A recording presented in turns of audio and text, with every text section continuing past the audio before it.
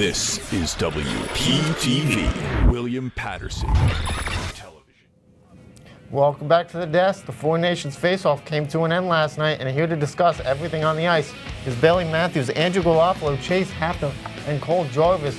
With Sweden losing by 1 point to both Canada and Finland, but handing America their only loss. Cole, I'll go to you first here.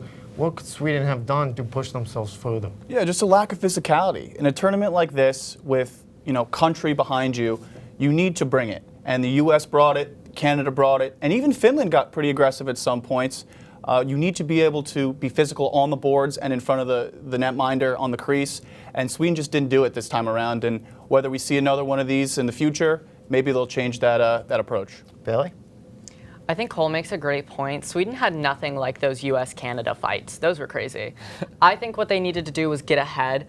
In their loss against Canada, they didn't score at all in the first period. In their loss against Finland, they scored the first goal, but then Finland got two on them in the first, and they just fell behind. And then in their win with America, they scored their first two goals in the first period, and then just had to hold off America for the rest of their time. I think if they could have done that in other games, they would have stayed alive a lot longer. Andrew? I'm going to say that they just didn't come through in the clutch. They came back to force overtime against Canada, but then in overtime they had a few chances, but they couldn't get it done. And then again against Finland, they go to overtime. They had a couple chances again, but they just couldn't get it in the back of the net. Chase, find us out here.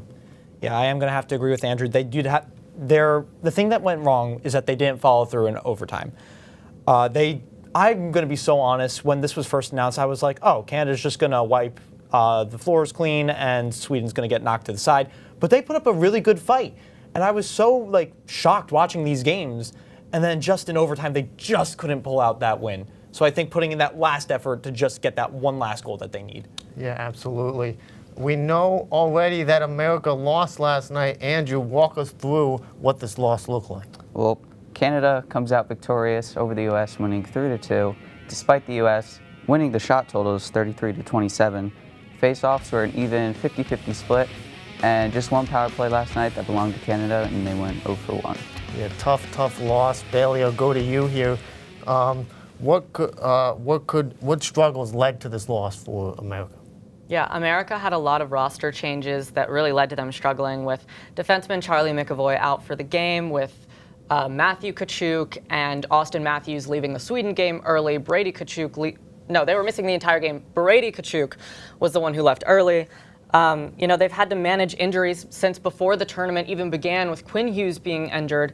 And, it's hard enough to pull together a team of players that almost never play together, with some of them having never been on the same team. I think that Mike Sullivan was handed an impossible task and still managed to do great things with it, even if he failed in the end.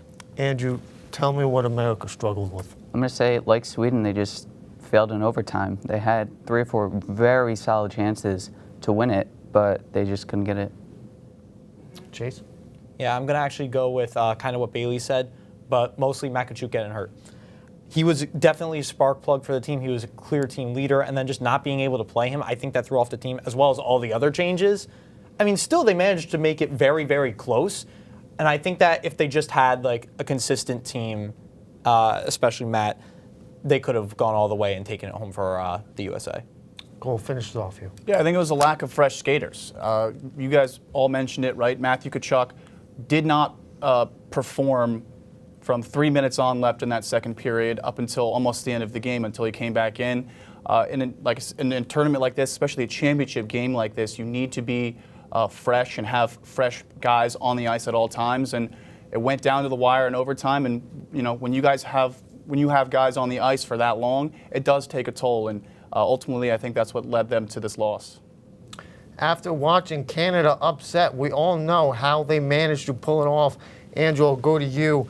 How did Canada pull this off? Well, I'm going to surprise me, but I think it's Jordan Binnington. Going into the tournament, he had a lot of doubters about whether he could lead this Canada team, and he showed up last night. He did give up a couple soft ones throughout the tournament, but in overtime, he was phenomenal.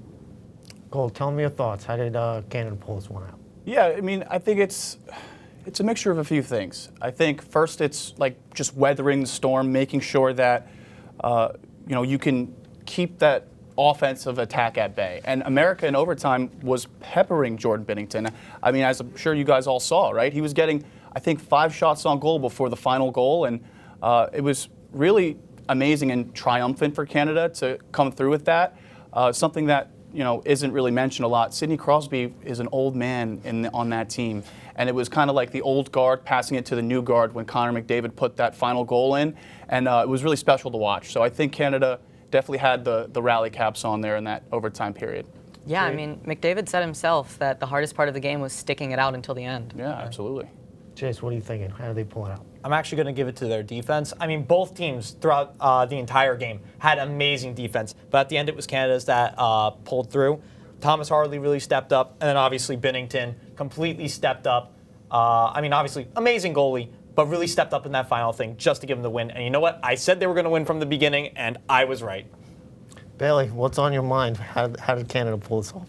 It's got to be their sheer momentum. We have to acknowledge that they've won consecutively 4 of the past international tournaments, winning 6 out of the 7 best-on-best international tournaments.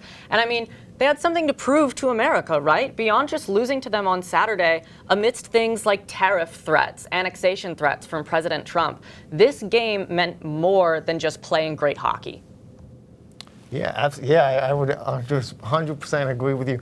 Although we likely won't see the Four Nations face-off happen again after it all is said and done, we have some reflections on the tournament as a whole. Chase, I'll go to you. What can they change as a whole in this tournament? Well, first off, I would love to say that I want to see this back. This was an amazing setup to see. However, I would change it from round robin to brackets, and I would like to see more countries. I would love to see the Czech Republic, Russia, Switzerland. Just more than just the 4. While it is a cool name, and these were 4 amazing countries that all competed their hearts out, I would love to see even more inclusion with this. Again, amazing. Yeah, adding more countries could be the key to making this better tournament. America will win next year. Going forward in the future. Cole, I'll head over to you here. No, Chase is absolutely right. There's no way that we have a legend in Alexander Ovechkin, who is still playing hockey and chasing the great Wayne Gretzky and records, and we don't see him in a tournament like this. It's beyond me. But for me, I think it's just got to be a longer period. They're coming off of, this is their break. This is usually where the All-Star break lies, and these guys are tired, man. These guys are beat up. A lot of these players aren't going to be available come this weekend when the league starts back up because of the beating they took this past week and couple days. So I think just making it longer might give a lot of the players better rest and better time to get themselves right to get back into the season. Andrew, how could they make the tournament better? Well, I think the tournament overall was great for growing the sport of hockey, but I think just playing in more locations. Everyone played in Montreal and then in Boston, but why not go to Toronto or Chicago or out west in Vancouver? Baylee? Look, I mean, we all study communication here. They got to promote and market better. I mean, in comparison to most of the NHL season, they did, the Four Nations face-off did get a lot more promotion, but I wish that we would have seen the buzz around this be more like other international games. I would have liked to see more non-hockey fans care because it is an international tournament. Now, obviously, things like the Olympics are always going to be bigger, but I think the NHL should have taken the time to capitalize on how big of a deal this one-time event was. Yep. That's a wrap on the Four Nations face-off. Up next, we are talking the NBA with Bijan right here on WP Sports Desk.